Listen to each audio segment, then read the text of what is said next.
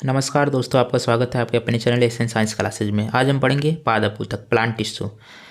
Plant tissue से chapter से related जितने भी टॉपिक्स हैं आज हम पूरी टॉपिक्स का अध्ययन करेंगे। जैसे कि है पादप किसे कहते हैं, ऊतक किसे कहते हैं, विभज्योतक ऊतक किसे कहते हैं, शीरस्थ विभज्योतक ऊतक किसे कहते हैं, अंतर्वेशी विभज्योतक ऊतक किसे कहते हैं, पार्श्व विभज्योतक ऊतक किसे कहते हैं, अस्थायी ऊतक किसे कहते हैं, सरल ऊतक किसे कहते हैं और जटिल ऊतक किसे कहते हैं। और बहुविकल्पीय प्रश्न सहित हम इन सारे टॉपिक्स का अध्ययन करेंगे। लास्ट में हम बहुविकल्पीय प्रश्न भी देखेंगे। ठीक है, तो चलिए शुरू करते हैं। सबसे पहले ऊतक किसे कहते हैं। समान उत्पत्ति, सामान्य कार्य एवं समान संरचना वाली कोशिकाओं का समूह ऊतक कहलाता है। किसका समूह? कोशिकाओं का समूह ऊतक कहलाता है। पादप ऊतक मुख्यतः दो प्रकार के होते हैं। नंबर पहला है विभज्योतक ऊतक और नंबर दूसरा है अस्थायी ऊतक। तो सबसे पहले विभज्योतक ऊतक का अध्ययन करेंगे। ये ऊतक अपरिपक्व एवं निरंतर विभाजित होने वाली कोशिकाओं के बने होते हैं। ये ऊतक किस कोशिकाओं के बने होते हैं? वे कोशिकाएं जो अपरिपक्व होती हैं एवं जो निरंतर विभाजित होती रहती हैं। ठीक, तथा ये पादप में वृद्धि करने वाले भागों में पाए जाते हैं। पादप में जहाँ पे पादप के भाग जहाँ पे वृद्धि करते हैं वहाँ पर ये पाए जाते हैं। जैसे तना वृद्धि करती है, फूल, पत्तियाँ, जड़ आदि में ये पाए जाते हैं। ये ऊतक मुख्यतः तीन प्रकार के होते हैं। नंबर पहला है शीरस्थ ऊतक, एपिकल मेरिस्टेम। ये शीरस्थ ऊतक कहाँ पाया जाता है? ये तने एवं जड़ के शीर्ष भाग में पाए जाते हैं। शीरस्थ ऊतक कहाँ पाया जाता है?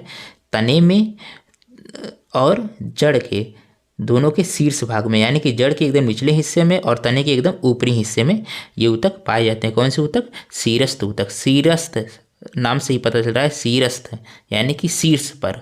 ठीक, तने एवं जड़ के शीर्ष भाग में पाए जाते हैं। ये देखिए यहाँ पे पाए जाते हैं और यहाँ पे जड़ में पाए जाते हैं। ठीक, एपिकल मेरिस्टेम और यहाँ पर देखिए एपिकल मेरिस्टेम शॉर्ट और रूट के भागों में पाए जाते हैं। ठीक, ये क्या करते हैं?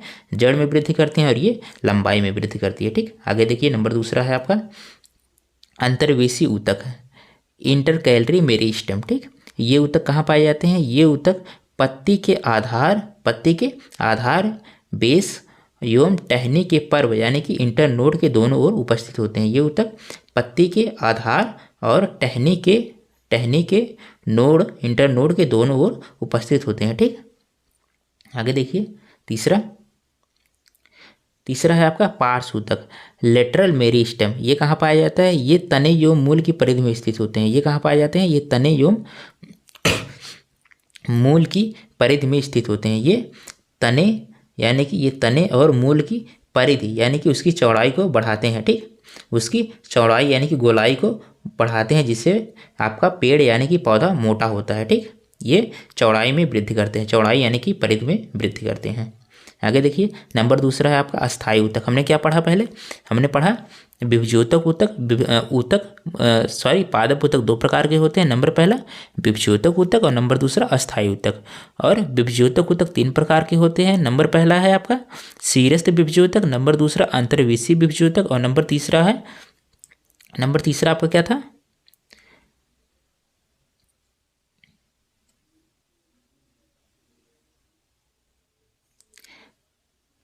पार्श्व विभज्योतक। ठीक, आगे हम पढ़ेंगे अस्थायी ऊतक, परमानेंट टिश्यू।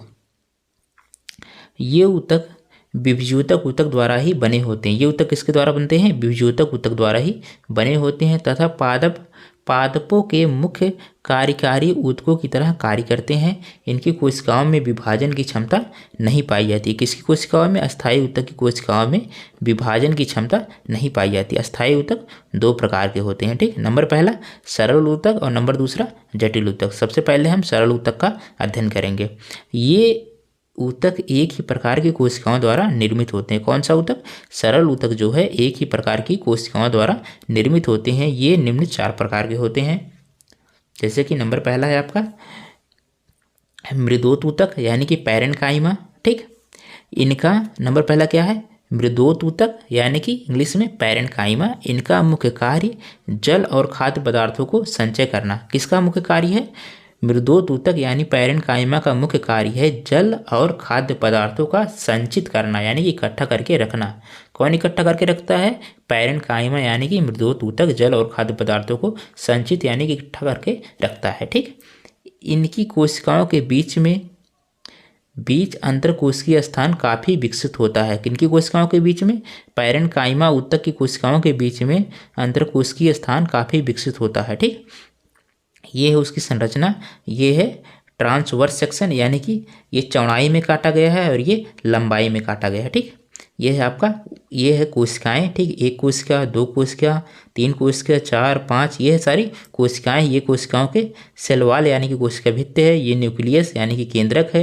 ये साइटोप्लाज्म कोशिका द्रव्य है। और ये इंटरसेलुलर स्पेस है यानी कि अंतरकोशिकीय स्थान। ये क्या है? बहुत ज़्यादा विकसित होते हैं कोशिकाओं के बीच बीच में। ये जो है खाली स्थान, ये है अंतरकोशिकीय स्थान। ठीक, ये है आपका वैक्यूल यानी कि रिक्तिका। ठीक, आगे देखिए नंबर दूसरा, स्थलकोण ऊतक। यह ऊतक पादपों में लचीलापन उत्पन्न करता है। इसका मुख्य कार्य क्या है? यह ऊतक पादपों में लचीलापन उत्पन्न करता है। जैसे आधी उधी चलती है तो पादप क्या होते हैं? झुक जाते हैं, लेकिन टूटते नहीं है। ठीक, उनमें जो लचीलापन आता है किस ऊतक के कारण है? किस ऊतक के कारण आता है? स्थलकोण ऊतक यानी कि कोलेनकाइमा के कारण उनमें लचीलापन आता है। ठीक, जब आधी आती है तो आप देखते हैं पेड़ पौधे एकदम से झुक जाते हैं लेकिन टूटते नहीं हैं। उनमें लचीलापन जो आता है ये कोलेनकाइमा ऊतक के कारण ही आता है। इनमें जो है अंतरकोशिकीय स्थान लगभग अनुपस्थित होता है, लेकिन कहीं कहीं उपस्थित होता है। ठीक, ये है उसकी संरचना। ठीक, ये देखिए है आपका वैक्यूल यानी कि रिक्तिका। ये है प्रोटोप्लाज्म यानी कि जीव द्रव्य, और ये है सेल वॉल यानी कि कोशिका भित्ति। तीसरा नंबर क्या है आपका? तीसरा नंबर आपका है दृढ़ोड़ ऊतक यानी कि स्क्लेरेन्काइमा। इस ऊतक का मुख्य कार्य है पादपों को दृढ़ यानी कि आंतरिक शक्ति प्रदान करना। इस ऊतक का क्या मुख्य कार्य है? यह आंतरिक शक्ति प्रदान करना। ठीक, पादप इसी ऊतक के कारण वो बहुत मजबूत होते हैं, जो स्थिर खड़े रहते हैं। ठीक, गिरते नहीं हैं, टूटते नहीं हैं। ठीक, कोशिका के भीतर कोई कोशिकीय स्थान नहीं पाया जाता है। ठीक, कोशिका के भीतर कोई अंतरकोशिकीय स्थान नहीं पाया जाता है और यह यह मृत ऊतक का बना होता है। ठीक, यह मृत ऊतक होता है। कौन सा? स्क्लेरेन्काइमा जो है यह मृत ऊतक होता है। ठीक, यह जो है पादपों में यांत्रिक शक्ति प्रदान करता है। और आपका कोलेनकाइमा क्या क्या प्रदान करता है पादपों में? वह लचीलापन प्रदान करता है। ठीक, वह लचीलापन प्रदान करता है। और ये क्या है? ये जो है स्क्लेरेन्काइमा ये जो है मजबूती प्रदान करती है यानी कि यांत्रिक शक्ति प्रदान करती है। ठीक, और इनकी कोशिकाओं के भीतर अंतरकोशिकीय स्थान नहीं पाया जाता है। ठीक, ये कोशिकाएं हैं, इनकी कोशिकाओं के बीच में अंतरकोशिकीय स्थान नहीं पाया जाता है। ठीक, लास्ट नंबर है रक्षात्मक ऊतक, प्रोटेक्टिव टिश्यू।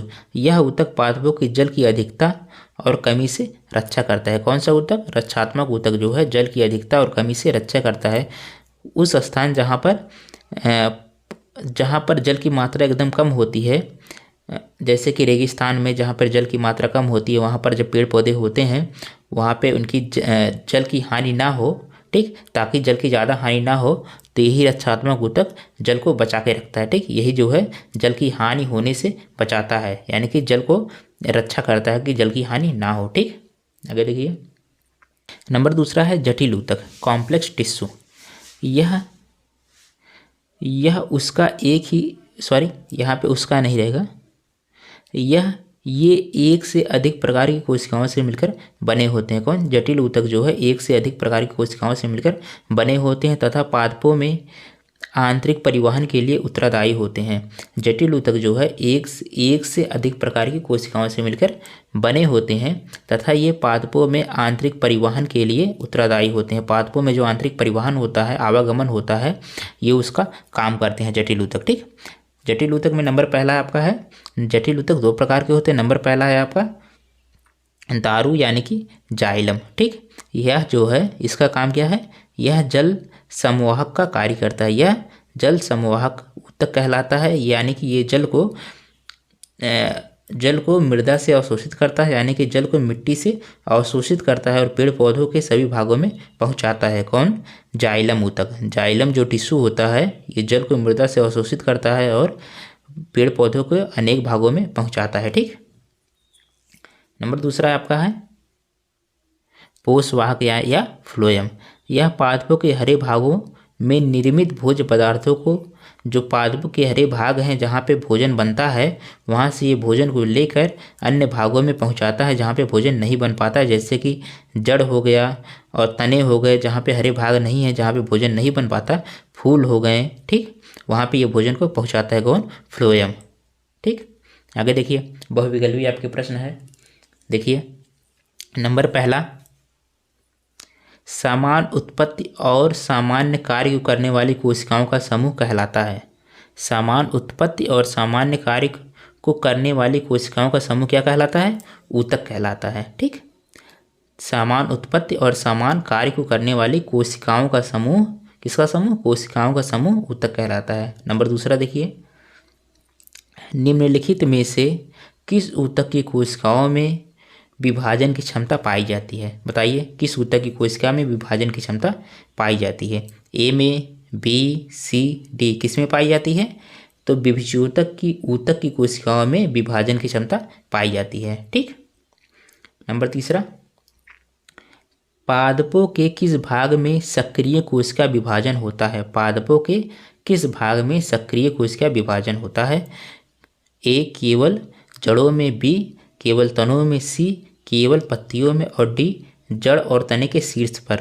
तो क्या कह रहा है क्वेश्चन में, पादपों के किस भाग में सक्रिय कोशिका विभाजन होता है, तो आपका ऑप्शन सही है, ऑप्शन डी, जड़ और तने के शीर्ष भाग में, ऊपरी और निचले हिस्से में सक्रिय कोशिका विभाजन होता है। ठीक, नंबर चौथा है आपका, निम्न में से कौन सा युग्म ऊतक के प्रकार है, निम्न में से कौन सा युग्म यानी कि कौन सा जोड़ा ऊतक के प्रकार है। तो विभज्योतक ऊतक एवं अस्थायी ऊतक, विभज्योतक एवं अस्थायी, विशिष्ट एवं अस्थायी, इनमें से कोई नहीं। ऊतक के, तो पादप ऊतक के कितने प्रकार होते हैं, पादप ऊतक दो प्रकार के होते हैं, कौन कौन सा, नंबर पहला है विभज्योतक ऊतक, नंबर दूसरा है अस्थायी ऊतक। तो निम्न में से कौन सा युग्म ऊतक के प्रकार हैं, तो ऑप्शन है आपका ए, विभज्योतक ऊतक एवं अस्थायी ऊतक। ठीक, अगला नंबर देखिए पांचवा, ऊतक पादपों में नई कोशिकाएं बनाता है, कौन सा ऊतक पादपों में नई कोशिकाएं बनाता है, तो आपका ऑप्शन है विभज्योतक, अस्थायी, सरल, जटिल। तो आपका ऑप्शन है ए, विभज्योतक ऊतक पादपों में नई कोशिकाएं बनाता है। ठीक, नंबर छठवां, निम्नलिखित में से कौन सा निम्नलिखित में से कौन सा ऊतक टहनी के पर्व के दोनों ओर उपस्थित होता है, तो कौन सा उपस्थित होता है आपका, अंतर्वेशी विभज्योतक ऊतक टहनी के पर्व के दोनों ओर उपस्थित होता है। ठीक, आगे देखिए, निम्नलिखित में से अस्थायी ऊतक है, कौन सा अस्थायी ऊतक है, नंबर ए सरल ऊतक, नंबर बी जटिल ऊतक, सी विशिष्ट ऊतक और ये सभी। तो आपका ऑप्शन है ऑप्शन नंबर डी, ये सभी, क्योंकि सरल ऊतक भी अस्थायी ऊतक है और जटिल ऊतक भी अस्थायी ऊतक है और विशिष्ट ऊतक भी अस्थायी ऊतक है। ठीक, आठवां देखिए, मृदोत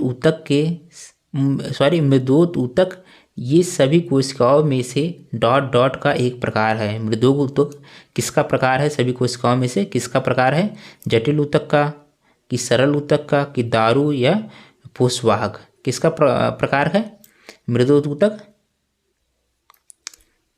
मृदोत ऊतक इन सभी कोशिकाओं में से सरल ऊतक का प्रकार है, क्योंकि सरल ऊतक तीन प्रकार के होते हैं। नंबर पहला क्या है, पैरेन्काइमा यानी कि मृदोत ऊतक, फिर कोलेन्काइमा, फिर स्क्लेरेन्काइमा, और जटिल ऊतक दो प्रकार के होते हैं, नंबर पहला है दारू, नंबर दूसरा है पोषवाहक। ठीक, तो मृदोत ऊतक किन कोशिकाओं का प्रकार है, सरल ऊतक की कोशिकाओं का प्रकार है। ठीक, आगे देखिए, नंबर 9, सामान्य रूप से भोजन का संग्रह कहाँ होता है, सामान्य रूप से भोजन इकट्ठा कहाँ होता है, मृदोत ऊतक में होता है,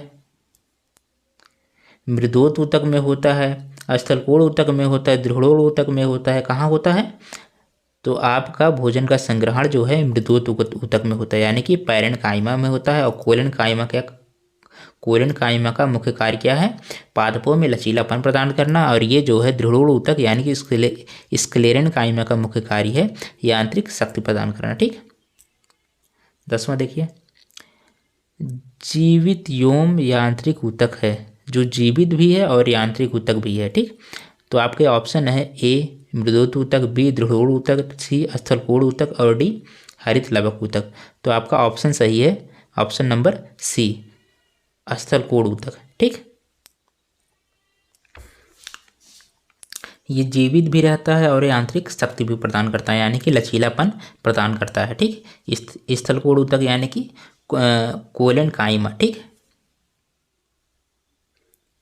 11वां देखिए, नारियल के बाहरी रेशेदार छिलकों में पाया जाता है। नारियल के बाहरी रेशेदार छिलकों में कौन सा ऊतक पाया जाता है?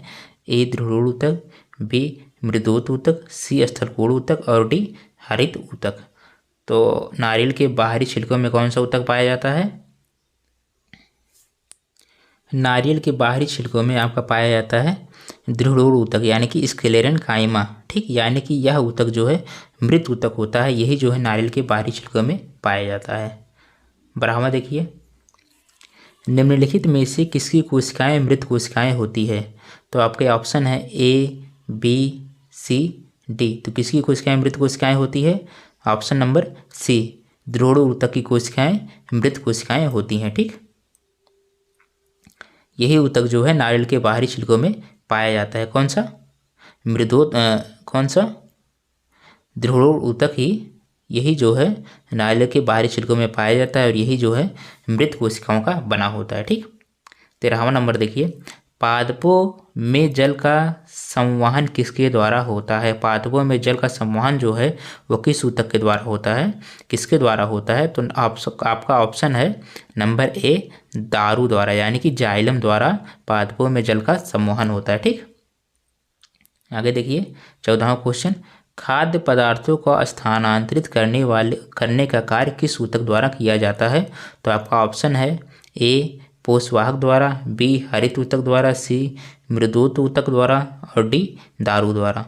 तो खाद्य पदार्थों का स्थानांतरण जो है आपका ऑप्शन नंबर ए द्वारा होता है, पोषवाहक यानी कि फ्लोएम द्वारा। ठीक, और ऑप्शन नंबर डी दारू द्वारा जो होता है वो जल का संवहन होता है। ठीक, 15वां क्वेश्चन है आपका, मृदोत ऊतक का रिलेशन है सरल ऊतक से। मृदोत ऊतक का रिलेशन है किससे? सरल ऊतक से, क्योंकि मृदोत ऊतक जो है सरल ऊतक का प्रकार है और पोषवाहक ऊतक किसका प्रकार है? तो पोषवाहक ऊतक आपका जटिल ऊतक का प्रकार है। ठीक, क्योंकि सरल ऊतक 3 प्रकार के होते हैं, इसमें से मृदोत ऊतक है आपका पैरेन्काइमा है और कोलेनकाइमा और स्क्लेरेन्काइमा है, और पोषवाहक यानी कि फ्लोएम जो है जटिल ऊतक का कॉम्प्लेक्स टिश्यू का प्रकार है। और कॉम्प्लेक्स टिश्यू 2 प्रकार के होते हैं, जाइलम और फ्लोएम, यानी कि दारू और जो है दारू और पोषवाहक। ठीक, तो अगर आपको यह वीडियो पसंद आया तो प्लीज़ चैनल को सब्सक्राइब तथा वीडियो को लाइक कर दीजिएगा। Okay, thank you.